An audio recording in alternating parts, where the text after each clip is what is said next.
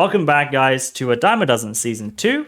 This is episode 5, the episode just before Meetup. I'm guessing this dungeon is where Dar and Radical found their Punch 1 and Efficiency 3 books. A little disappointed that I haven't used the Efficiency 3 book on the diamond pick that Radical's using. That's what I would have done. Fast mining is definitely an advantage I think a lot of people don't take as much advantage of. I always personally enchant my pickaxe, but I guess they're trying to save the levels for their power 4s that they're trying to make.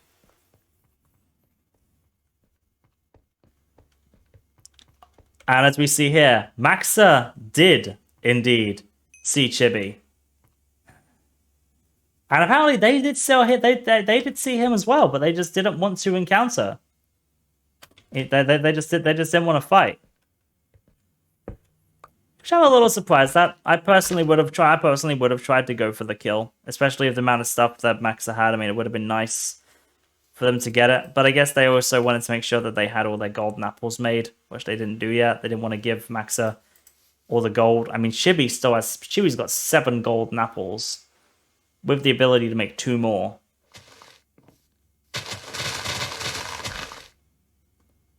Quite the amount of stuff that they still need. Looks like it was a repayment from earlier, because apparently Rande left Chibi earlier.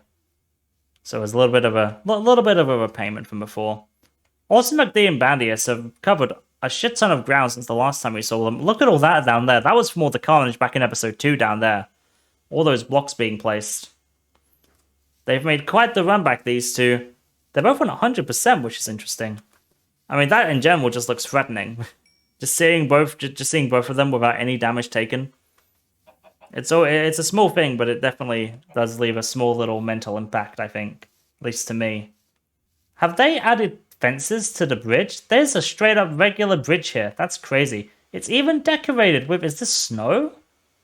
Now that's impressive. I don't know who built this. I'm really sad that I missed whoever built this, but whoever did, if you're watching this, or if you know who did build this, definitely let me... Definitely please let me know, because I'm very interested to see who built this, and I'm sad that they haven't finished it. In my eyes, the game isn't finished until this bridge is complete with all the fences and everything. And yep, they're going to use it to cross to the other side.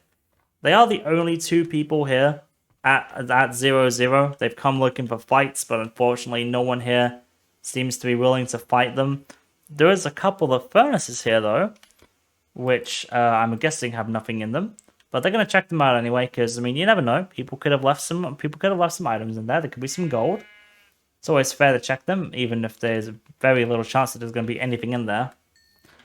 Is Bandius killing things for levels? What does he need? Oh, he's going for sharpness 4, knockback 1.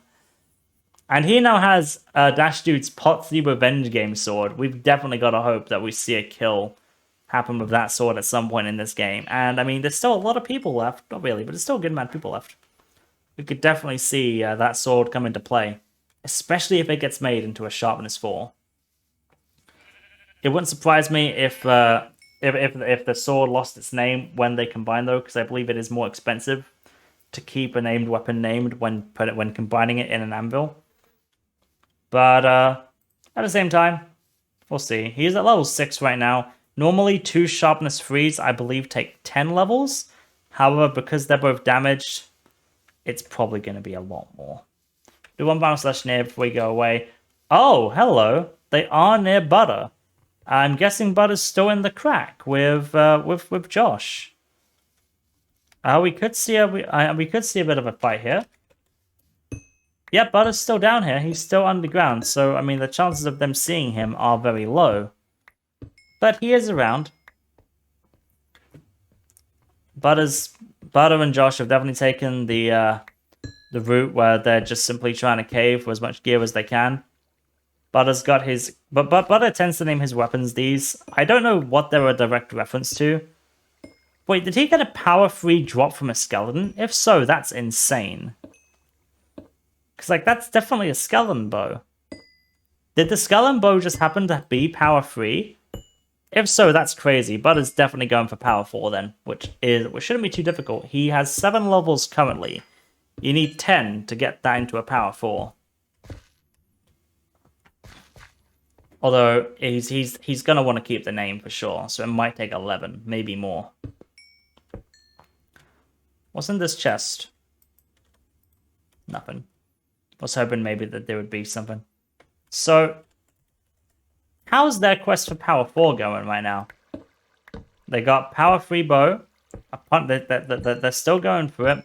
Dar's got 4 levels right now. He's got a power 2 bow and a power 3 bow. And he's got the bows to make another power 3. They're running low on time though. 14 minutes left to go for the bow, to go for the bows they want. Especially if he wants that punch to it, that's going to take a lot of levels, I think. So we got a Radical. How's he doing on his quest for power 4? He's already got it. So at this point, he's getting levels probably to help with Dar's power 4, I imagine. Power 4 punch 1 is going to be crazy. Even if they don't have the diamond armor, that bow alone will be doing quite a lot of damage to other players. So yeah, if they trust themselves with their bow skills, definitely could be seeing these guys get a few nasty shots and doing a lot of damage, shredding through people's armor. Because one thing I've noticed is there are some people who have been upgrading the armor, but other people haven't been. So if they happen to find a team with, even if they have diamond armor, even if it's just tier 1, those power 4 bows will destroy them. So from what I'm gathering here, I believe one of them is probably getting levels to make the power 4.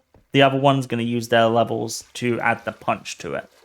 So we're going to have one power 4 punch 1 and one just regular power 4 bow on this team. No diamond armor, which is a little unfortunate. But you know... Oh no, wait, no, they have like 9 diamonds. They can make at least a chest plate, which I'm guessing is probably going to be their plan. Or maybe helmet and boots, so they each get 1 piece. But whatever the case, there's definitely some kind of plan going on here.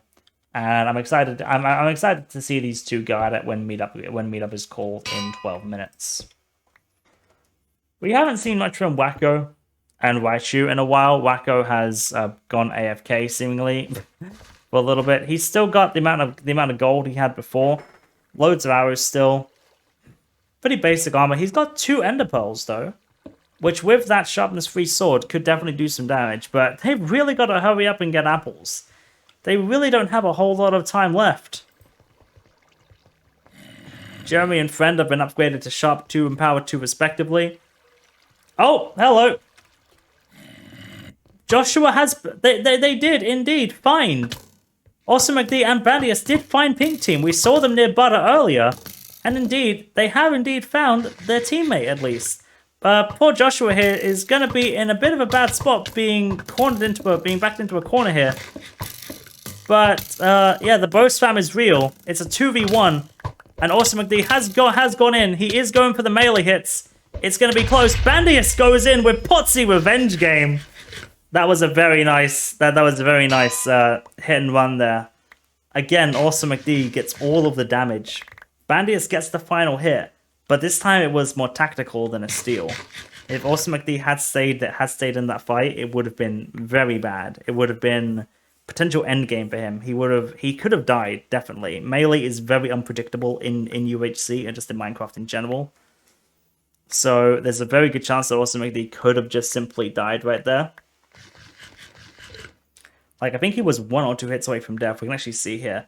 Yeah, he got him down to 25%. So that would have been just a couple more hits away from couple more hits away from death, which definitely could have happened. So him backing out there, allowing Bandius, who was on basically full health, to take the rest of the fight in.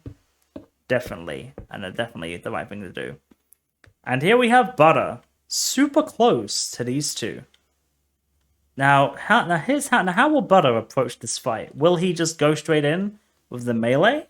If he can catch Awesome McD off guard in the melee, he definitely kills him, I think. But the problem is that Bandius is right there. And now that his mind blocks, they know that he's here. And the fight will definitely be happening. The thing is, Butter has a powerful bow, and you definitely don't want to give a powerful bow to these two. Change and Magia fighting as well. There's a lot of fighting going on here, but we've got to see how this ends. Because I think this fight's going to end first. Change and Madge are definitely fighting, though. There's definitely a fight going on there. Butter's just going to casually mine this gold while these two are here. They're going to find each other soon. We'll get to Madge and Change in just a little bit. Because I can't see this fight lasting too much longer. I think there's definitely going to end in some kind of death here. And yep, there we go. They found each other. Awesome McD found Butter. Butter definitely wants to. He's going straight in for the melee. He doesn't want to. It's a tough situation. There he goes. There goes Bandius. He's going in for 4 kills. 1 hit away from Bandius from getting a 4th kill, and he gets it.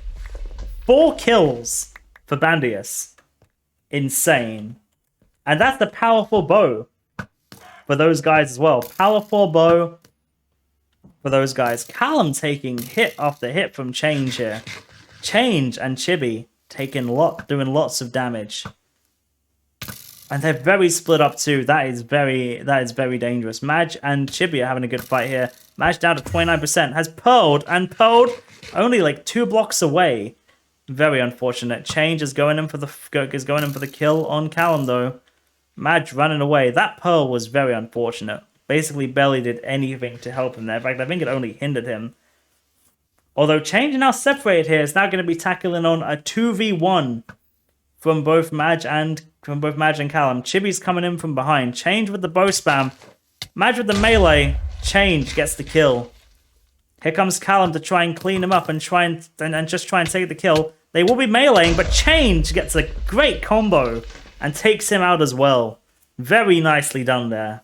The low ground there was very well used. If you have the low ground, you're much more likely to get a bit more of a hit combo, and Change used that to his advantage very well there. Callum looked like he had the upper hand there at first, but when you have the low ground, it's way easier to get combos like that. And Change used that very well to his advantage. They've still got a lot of healing as well from that. Chibi still has 4 apples and loads of books. He has no levels though, so he can't really use those very well. But I'm interested to see how these guys will continue from here. A lot of healing on these guys. They have a good amount of stuff to combine equipment too, with 2 sharpness 3s and 2 power 3s on Change right there. Chibi also having 2 power 3s, maybe even 2 sharp 3s depending on what's in this loot pile. But yeah, we definitely could see Change and Chibi getting more kills here. Dar and Radical did go for the helmet and boot combo. I wasn't sure if they would, but indeed they did. We're down to 6 teams of 2, which means half the game at this point has been eliminated.